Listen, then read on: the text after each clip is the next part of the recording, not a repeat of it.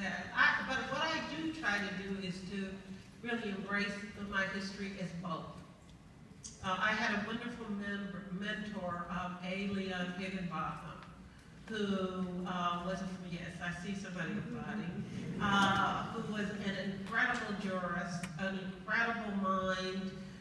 He wrote a wonderful treatise in the matter of color, describing race in the colonial period and the use of race. He was a great race theorist. And at one point in our friendship, he's now deceased, he said to me, I have learned never to talk about race without talking about gender.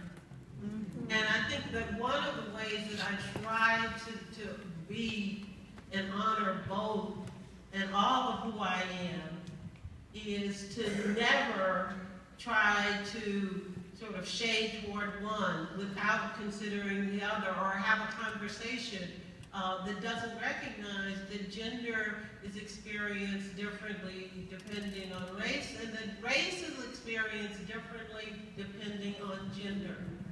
And so it's not an easy thing sometimes for people to understand. Then that begs the question, would it have been different had I been a white female testifying in 1991? And my answer to that is that the Senate wasn't really interested in women at all. I mean, they just had an interest in, and they didn't want to deal with the issue of sexual harassment. I don't mean they never had an interest in women. Sure they did at some point. You know, some level. But they had no interest in dealing with this because they didn't see the political saliency in it. And that's really a cynical answer, but I think that's what it was. They didn't know that women were going to say, wait a minute, this is important, and we are going to vote in response to this. So now they get that much. But I do think that the conversation and the dynamics would have been different had I been a white woman. And I don't think we can ignore that. And I'll just give one example. Strong Herman, who embraced Clarence Thomas, and we all know who Strong Thurman was, you know, son of the South, avid segregationist for most of his life.